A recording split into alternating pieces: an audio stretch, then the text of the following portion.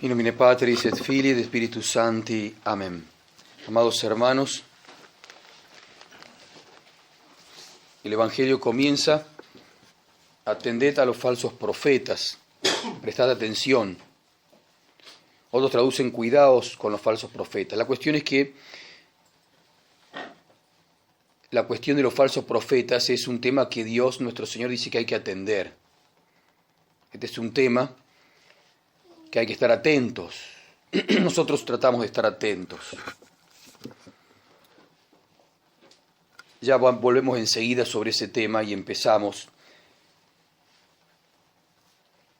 Con respecto a los frutos, acá nuestro Señor dice en el Evangelio que necesariamente, como todo árbol bueno, da buenos frutos, y todo árbol malo da malos frutos. Eso es necesario. Y cita nuestro Señor a la uva, a la vid. Por ventura se recogen uvas de los espinos e higo de las zarzas. Cita a la vid y a la higuera, y a los espinos y a las zarzas. Pero uno podría decir, pero ¿quién es tan perfecto como para hacer todo bien? Porque acá dice necesariamente que todo árbol malo da frutos malos y todo árbol bueno da frutos buenos. La cuestión de los frutos, como dicen los que saben, es una cuestión que la da Dios. Dios da los frutos. Entonces Dios no da frutos buenos a aquellos que, ciertamente Dios no se engaña con nada, y a pesar de que los hombres que son buenos tengan pecados, tengan debilidades, y pueden tener caídas y tropiezos, sin embargo Dios hace que den frutos buenos. En cambio, a los malos, por más que disimulen, Dios no le permite los frutos buenos. O sea, al final uno se nota, en un poco tiempo, como decía Filión, en poco tiempo se ve la naturaleza de cada uno. Y eso se nota con los falsos profetas.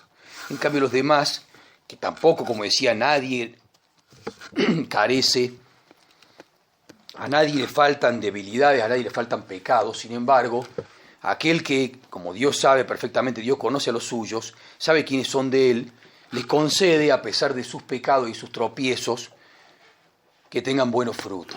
Y uno se puede dar cuenta quiénes son falsos profetas y quiénes son profetas de Dios. Ahora sí vamos al tema. Bien, decíamos que hay que atender, decía nuestro Señor, atended a los falsos profetas.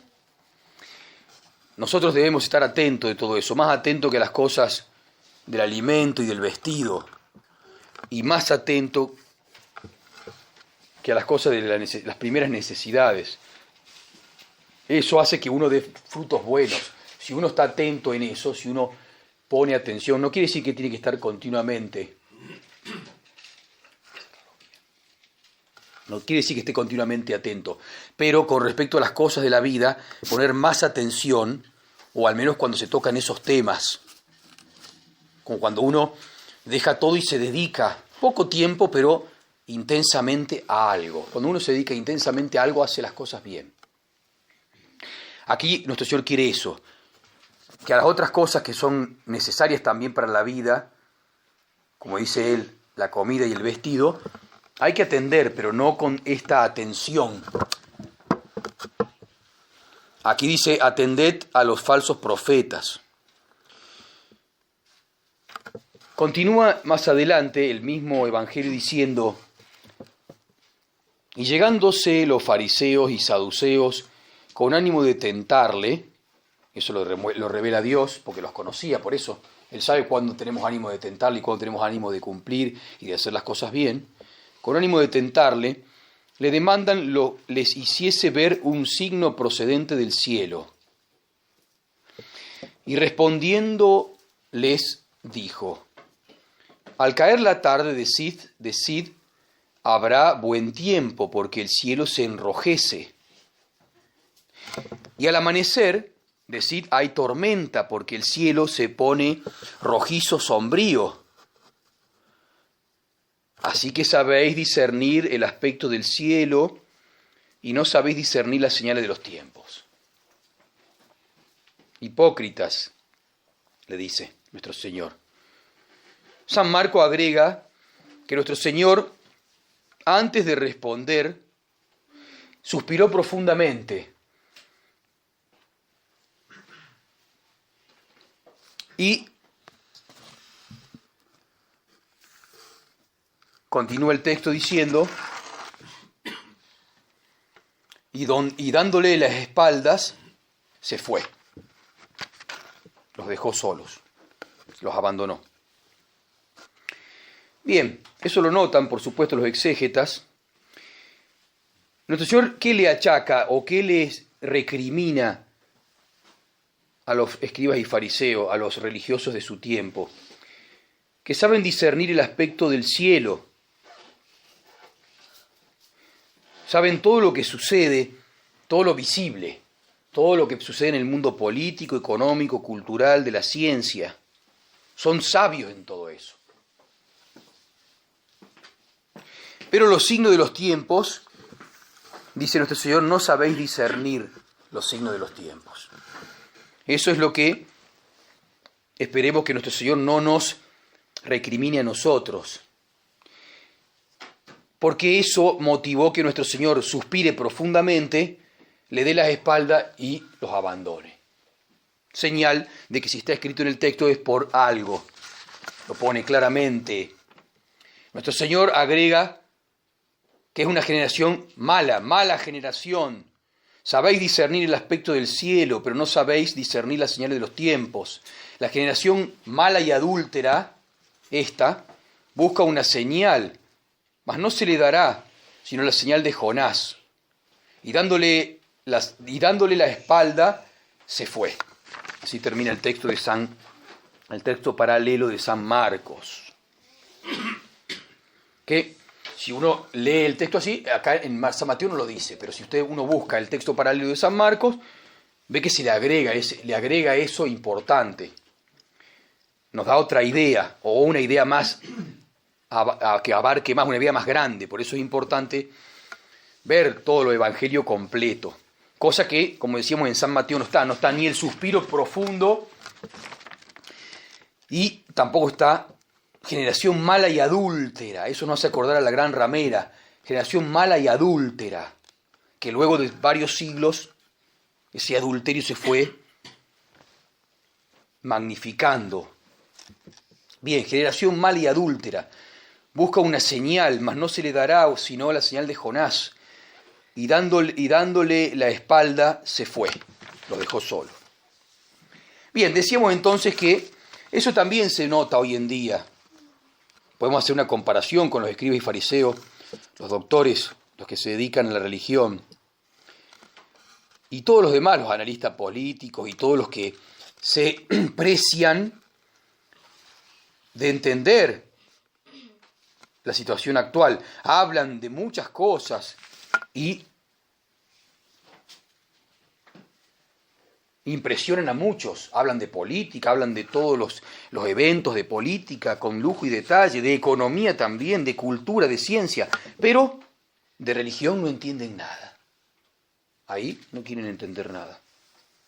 O los que se dicen entender están completamente errados porque no sacan de el tesoro de las Escrituras para poder analizar la situación, porque vemos que la política, la economía, la cultura y la ciencia se entienden si se entiende bien la cuestión religiosa.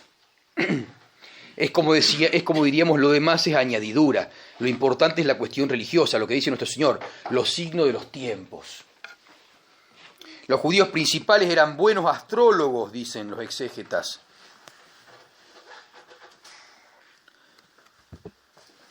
Pero ¿cómo no entendieron, se pregunta Filión, los signos de los tiempos?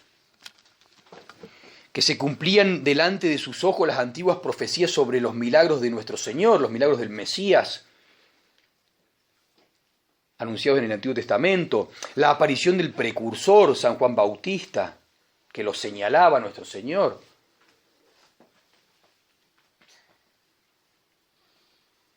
El éxito que tenía, o cómo enseñaba y cómo curaba, o cómo expulsaba a los demonios. Sin embargo, nuestro Señor le recrimina, nuestro Señor agrega que es una mala generación mala y adúltera. Decíamos que esta es la característica que tienen todos los que se presentan como guías hoy en día. Hay muchos que se presentan como guías. Entienden todo lo que pasa en el cielo, pero no entienden los signos de los tiempos, que son, como decíamos, esencialmente religiosos. Se entiende, como decíamos, muy bien todo lo que pasa en el cielo, o sea, en lo físico, en lo alrededor. Pero, al no tener la luz de nuestro Señor, y esta luz la dan las Escrituras. Por ejemplo, vamos a decir un ejemplo que ya lo conocemos todo, pero vamos a profundizar un poco más. Se habla de un montón de cosas políticas, económicas, culturales, de la ciencia, como decíamos. Ahora se habla mucho de la cuestión virológica. De todo eso se habla de mucho y se citan a un montón. Y muchas fuentes, incluso algunas que son contradictorias. Entonces, eso crea una gran confusión.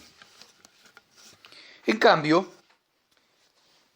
nadie quiere hablar, por ejemplo, de la apostasía. Se evita hablar de este signo evidente, mejor dicho, notorio. La palabra notorio o notoria es una cosa más que evidente. Cuando se habla, por ejemplo, de lo notorio, el derecho canónico dice que lo notorio es lo indudablemente público, lo inequívocamente público. Porque está lo público, pero está lo inequívocamente público. Porque, por ejemplo, esto es público que estamos haciendo aquí, aunque no es inequívocamente público, porque muchos no saben. Entonces, lo notorio es algo que es más, indudablemente público. Es más, se dice que lo notorio casi no hace falta, en juicio, por ejemplo, no hace falta que se presenten pruebas, porque es notorio. Pero lo público sí. Un crimen público, ¿qué hace? Y se hace juicio, aunque sea público. Se lo mató, se encontró el cadáver, todo. Una cosa pública. Sin embargo, se hace juicio. Con las cosas notorias, con lo que es inequívocamente público, no hace falta juicio. Es indudablemente público, lo inequívocamente público. Entonces, como decíamos, la apostasía es inequívocamente pública para todos. Y tendría entonces que buscarse en las Escrituras el tema de la apostasía y se vería que aparece en San Pablo. Porque al ser una cosa evidentemente pública, inequívocamente pública, tendrían que averiguar en las Escrituras qué dice Dios sobre este momento, este signo de los tiempos, que es más que público, es notorio. San Pablo, conocemos el texto de 2 Tesalonicenses 2:3, lo presenta como un signo que hace que no se pueda dudar que estamos en el fin de los tiempos. Ese es el problema. Entonces no da pie a ninguna esperanza humana ni esperanza de restauración. Porque San Pablo lo pone estrechísimamente vinculado a la venida del anticristo. Y la venida del anticristo lo pone estrechísimamente vinculado a la venida de Cristo. Entonces, si empezó la apostasía, dice San Pablo, si es la apostasía, viene el hombre de pecado. Y si viene el hombre de pecado, viene nuestro Señor a destruir el hombre de pecado. Entonces, si se asomaran a la Escritura que no quieren, verían que la apostasía no permite ninguna clase de esperanza humana, sino que habla de que la esperanza es la venida de nuestro Señor Jesucristo. Y como ellos no quieren, porque hablan, como decíamos, de política, de economía, de cultura y de ciencia, y quieren engañar, quieren todavía a aquellos que podrían reaccionar, aunque son muy pocos, pero todavía como quieren engañarlos porque están haciendo sus planes a escondidas. Como siempre han hecho, siempre han querido que se ataque al comunismo, al liberalismo, al freudismo, pero no se ataque a la cabeza de ese pulpo, que es la gran ramera. Así ellos hacían todos sus planes por detrás. Entonces ahora, a aquellos que todavía tienen alguna esperanza, les van dando mucha información verdadera de política, economía, cultura y ciencia que está pasando, los distraen con todo eso y por otro lado están haciendo todos sus planes. Entonces se presentan un montón de falsos profetas, pero ninguno habla de los signos de los tiempos. Ninguno habla sobre todo de este signo, el gran signo de los tiempos, que ya hace 55 años que viene operando y viene ya destruyendo todo, no queda más nada. Lo dicen ellos, muy solapadamente lo dicen. Está destruida la iglesia argentina, dicen. Tiene razón, está destruida completamente. Está destruida la iglesia en romana, dice Viganó. Tiene razón, está completamente destruido. El aparato externo, por supuesto. A ellos se les escapa que la iglesia subsiste en pequeños grupos, a nivel personal y a nivel familiar. Pero, lo dicen ellos, está destruido. Pero siguen diciendo de que hay que continuar, hay esperanza en lo político, en lo económico, en lo cultural, se va a despertar. Todo un engaño para que ellos puedan seguir haciendo su plan. Todo un gran engaño para que ellos puedan trabajar tranquilo y nadie ataque a la cabeza. Así la cabeza puede pensar tranquila. No importa si se le corta al pulpo un tentáculo, le crecen otros, no hay problema, ellos suscitan tentáculos por todos lados. La cuestión es no atacar la cabeza, como hizo la Inquisición en su tiempo, atacó a la cabeza, la sinagoga de Satán. Ahí está la cuestión. Por eso se frenó durante 500 años esto. Pero luego, después, satánicamente, fueron destruyendo todos esos mecanismos que tenía la iglesia para defenderse. Bien. Entonces decíamos que San Pablo habla de la apostasía como un signo que hace que no se pueda dudar que estamos en el fin de los tiempos, que es cuestión de tiempo, es cuestión de poco tiempo, que lo sabe Dios nomás. Pero vamos a pasos agigantados hacia eso. Pero San Pablo dice mucho más todavía. Aparte de decir que una vez que empezó la apostasía es irreversible, y que no frena más porque Dios ya corre lo que detenía al misterio de iniquidad, lo corre, no que lo vencen, él dice que corre el catejon y entonces por eso avanza lo otro. Dios lo corre por el pecado de apostasía.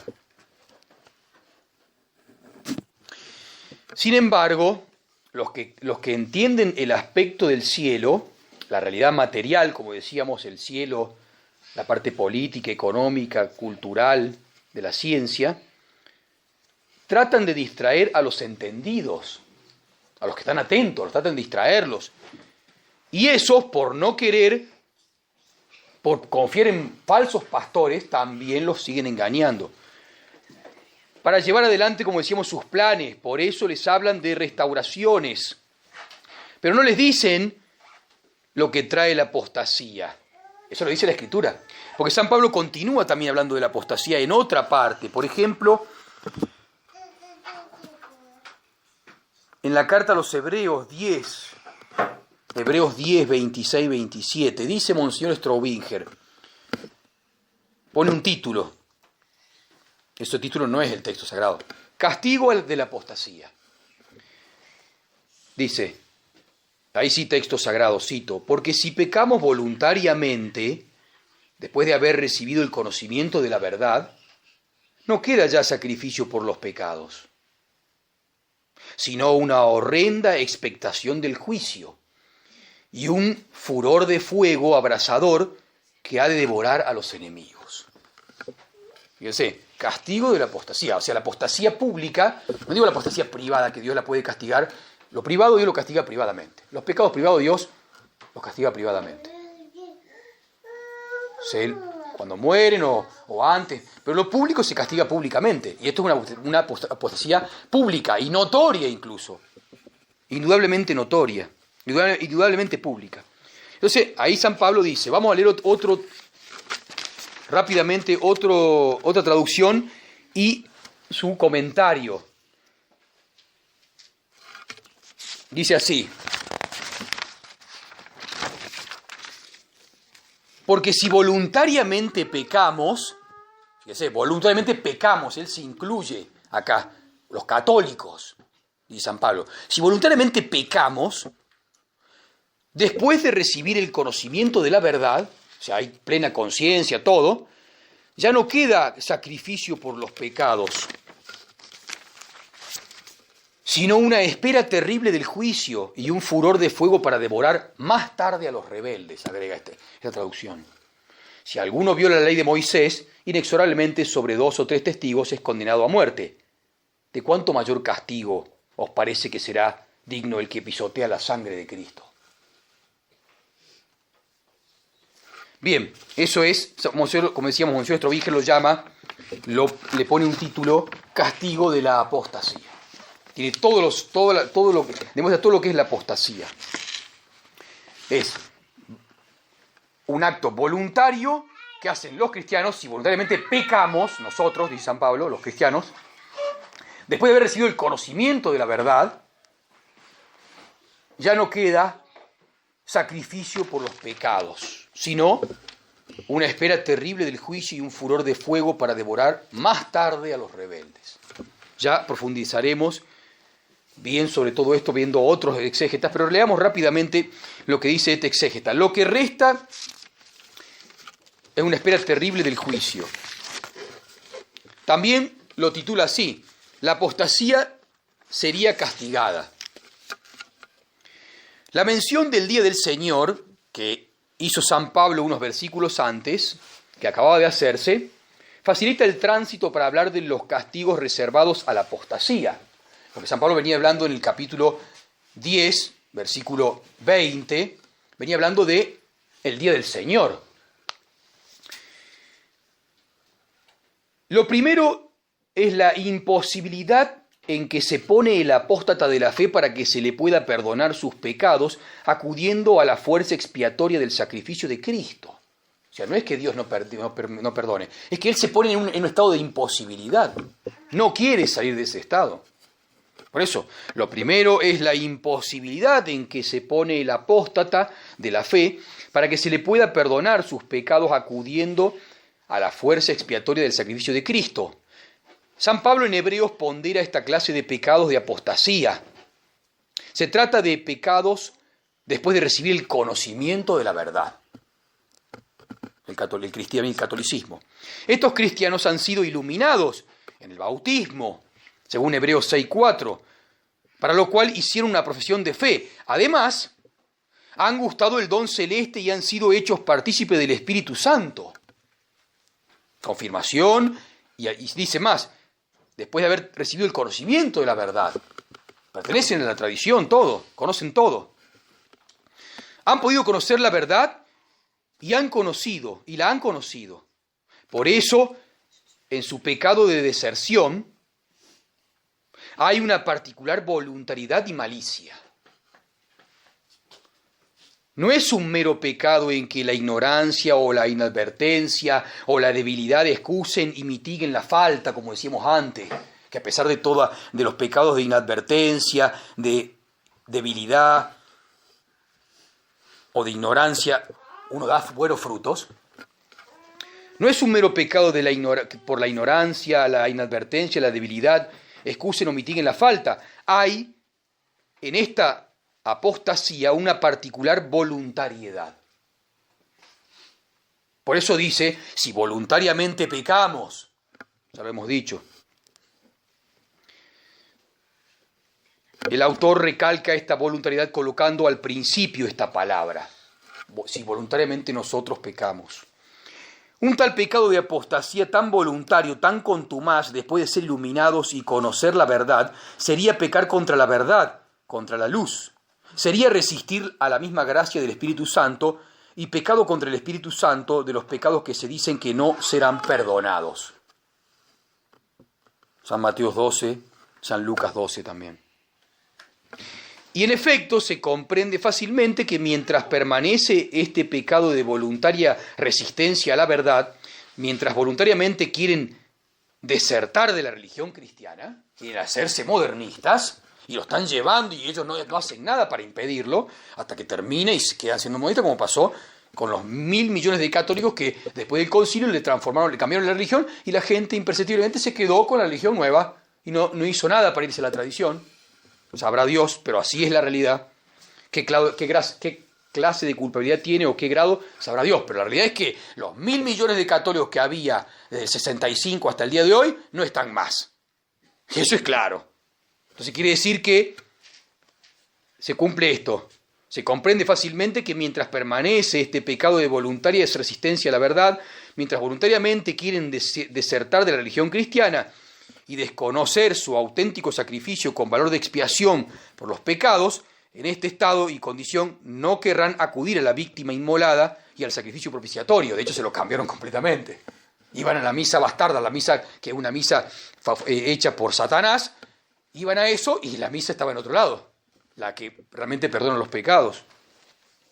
Y ahora, ¿qué hacen? Dicen que, según el motu propio de Ratzinger, que se puede celebrar la misa tridentina si uno acepta que son dos expresiones de una misma fe. O sea, están apostatando en ese sentido el que es lúcido y dice eso. Decir eso, para alguien que conoce, tendría que ser apostatar. Hay que consentir, me dejan celebrar la misa tridentina si yo acepto que la misa nueva es otra expresión de la misma fe, que otros la quieren expresar de otra manera. Simplemente. Bien. Se comprende fácilmente que mientras permanece este pecado de voluntaria resistencia a la verdad, mientras voluntariamente quieren desertar de la religión cristiana y de desconocer su auténtico sacrificio con valor de expiación por los pecados, en este estado y condición no querrán acudir a la víctima inmolada y al sacrificio propiciatorio. Y así, en esta hipótesis, ya no queda sacrificio por los pecados.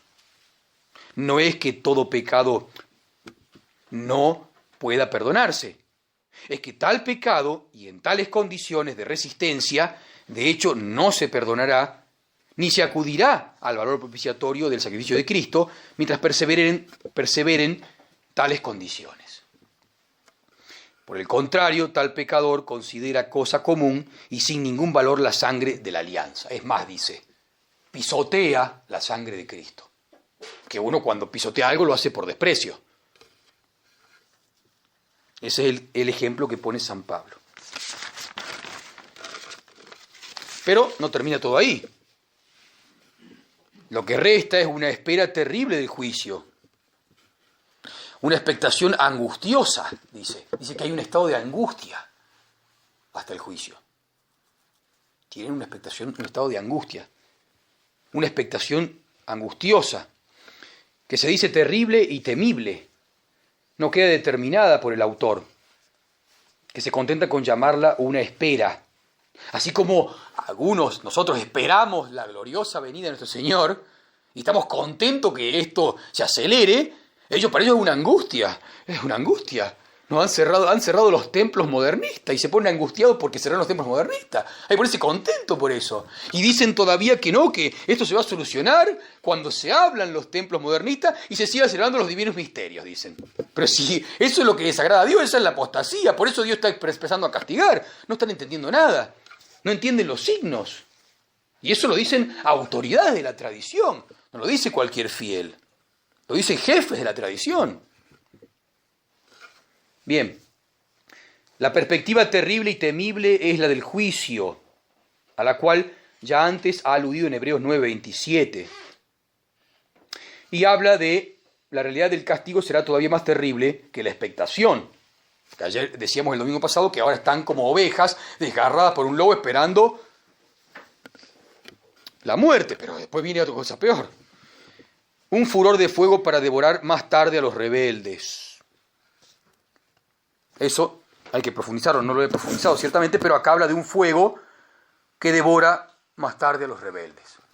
Esperemos que ese fuego sea un fuego que a algunos, por supuesto, les sirva para, como sirvió el diluvio, para penitencia, y a otros para castigo. Acá dice que para castigo. Un fuego, dice así, sin una espera terrible del juicio y un furor de fuego para devorar más tarde a los rebeldes. Pidámosle entonces a la Santísima Virgen María esa gracia. Nosotros no nos importa tanto la cuestión política, económica y cultural y la ciencia, sí nos importa, pero nos importa más atención a los falsos profetas, que dice nuestro Señor, y debéis discernir los signos de los tiempos. Luego después veremos la cuestión política, económica y cultural y de la ciencia a los ojos de cómo nos muestra la Escritura y nuestro Señor por medio de su Espíritu Santo. Entonces no nos van a engañar. Vamos a dar cuenta por qué no quieren hablar de los signos de los tiempos y por qué hablan de un montón de soluciones, un montón de restauraciones y que a la gente se queda un poco tranquila. No, no se preocupe, total va a venir la Virgen de Fátima y va a solucionar todo. Sí, la Virgen de Fátima, sí, la Virgen María no dijo que iba a solucionar nada. Acá la solución la trae nuestro Señor. Entonces se quedan tranquilos, no, pero si nuestros pastores nos dicen que va a pasar esto, hay que rezar que se va a convertir Rusia. Y Rusia se va a convertir en el instrumento de suplicio, es el que va a traer ese fuego devorador. Sí se va a convertir, pero no están entendiendo nada. De manera que pidámosle a la Santísima Virgen María esa gracia de estar atento a lo principal, esencialmente religioso es esta situación. Se entiende cuando uno atiende a las cosas religiosas, cuando uno se pone de en serio con las cosas de Dios. Y por eso, por lo pronto, como decíamos, da fruto bueno. Y el fruto que da uno es, a nivel personal, fruto bueno es que uno lo entiende su familia. Y a nivel público, que también lo entiendan los fieles. Ese es el fruto que hay que dar. Y lo demás, Dios lo perdona en privado.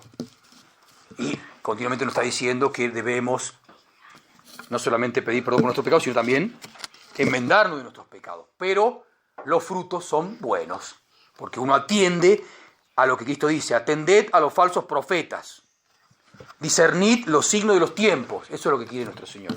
No tanto el aspecto del cielo y de la tierra y de todas otras cosas, que sí, hay que estar atentos, pero secundariamente.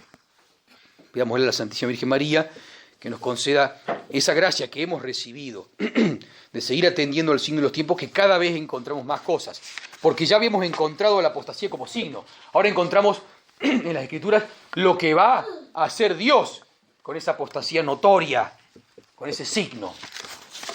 Y que Dios nos libre entonces, Dios nos libre de ese furor de fuego que devora más tarde a los rebeldes. En el nombre del Padre, y del Hijo, y del Espíritu Santo. Amén.